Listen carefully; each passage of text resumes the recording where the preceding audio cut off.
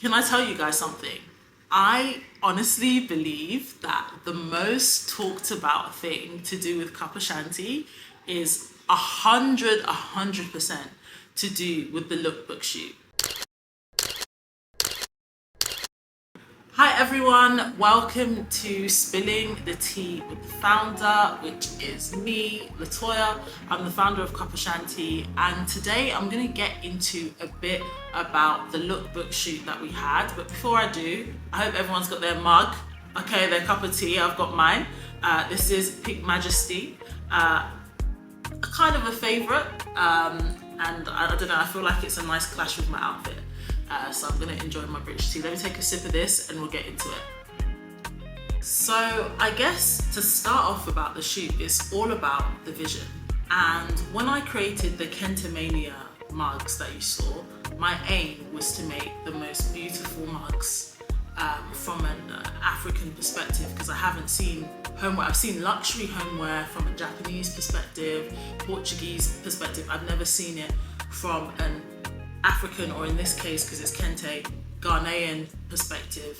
And for the shoot, I really wanted to make sure that it was put forward in an editorial and luxury way. And I just felt like it was really important for us to present it as an upper premium product. So you see it in the pricing. It's not expensive, but it's also not cheap. And so that's why I felt like I had the most beautiful cups, and it was really important for me to give those beautiful cups the most beautiful shoot. So that was the vision I had, and I just knew that it had to be something very editorial. I envisioned this as it being in a book. Someone could have it on their coffee table. That was the only way I was going to actually accept any of the images from this shoot. I don't know if I have like a process that you can write down.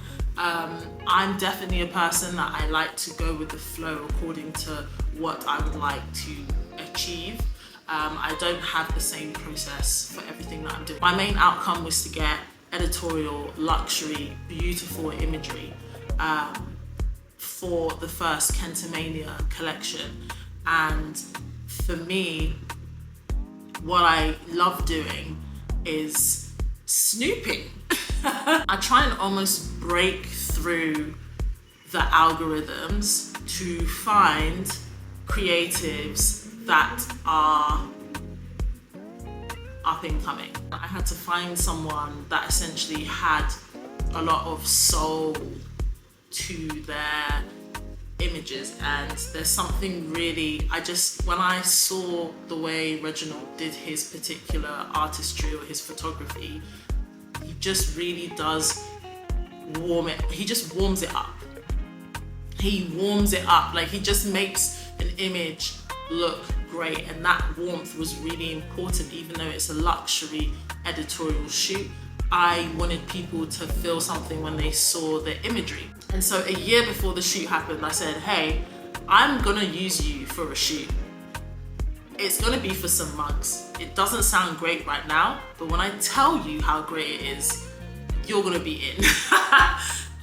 Something along those lines. One of the most important things for me was to ensure that there was a kickback into the continent itself, a direct kickback.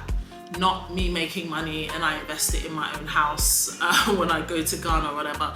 It was important that a creative received some form of money. It was important that if there's a model, they've received it. It's important that the studio received it.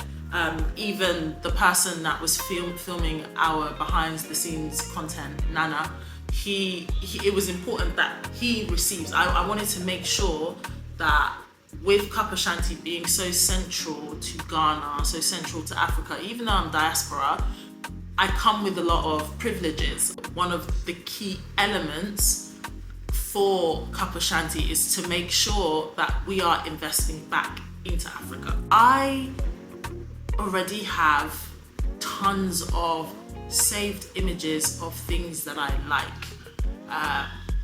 There's things that I just like, that I think look cool, I'll save it. I was also thinking about the shoot from a PR perspective. And I just know that whilst it's great having this beautiful editorial shoot with a model, right, there also needs to be a way for us to focus on the product itself.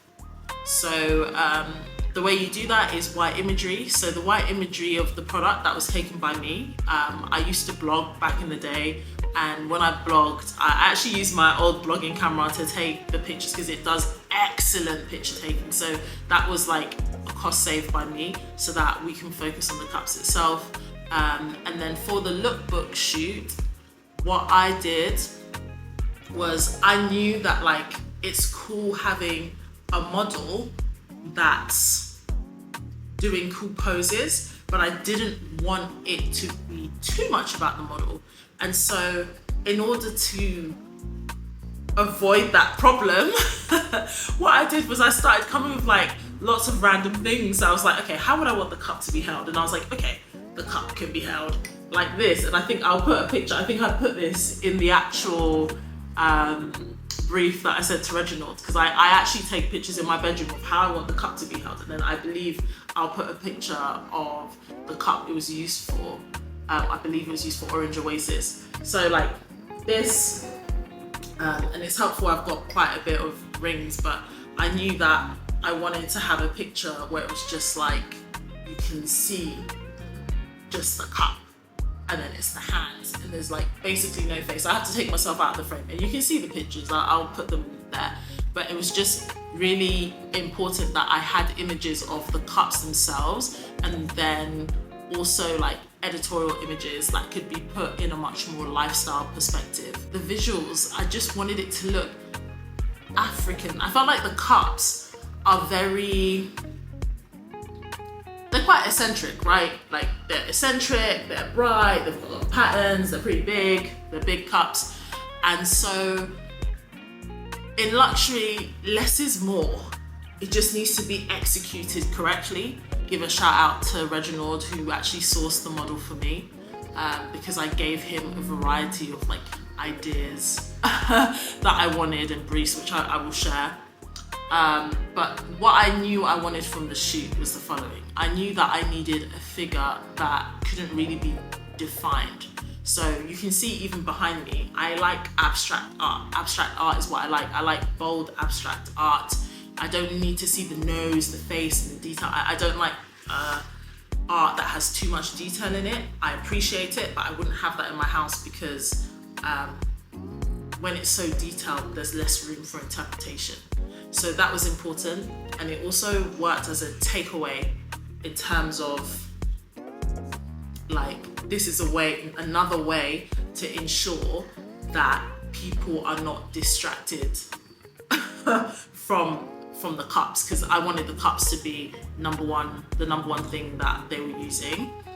I had wanted either a model that had no hair or a model with a very traditional African hairstyle, something that is associated with the pre-colonial era that you would see with Ghanaians. And Reginald, he came up, he was like, yeah, we're gonna use someone with no hair because it's the hairstyle is going to take away from the mugs. And so I actually really appreciate him for that, because he actually came in and he enhanced it himself. Like, whilst I had like certain things, I knew the poses, I knew the style, I knew I wanted it to be bold, and Reginald's style already does that, so it's not too much for me to worry about. It was easy, but there were different ways that he actually enhanced the shoot. One of the things I just didn't think about, because I don't do shoots, he got like baby oil for the model. He was like, yeah, I've got baby oil so that her skin can glisten.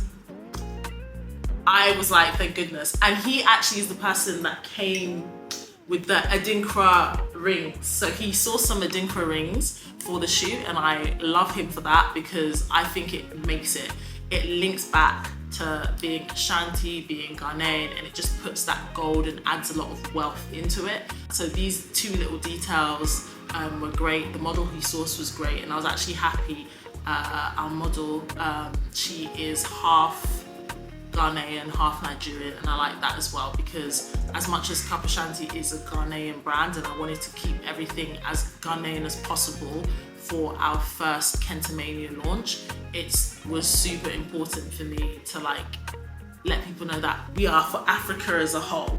How I got to the shoot was really the intention that I started with. Like I said before, I wanted to make sure I had luxury, high-end, editorial, minimalistic shoot for my mugs, because I wanted them to be stunning, and I felt like the mugs themselves were beautiful, so they were owed a beautiful shoot.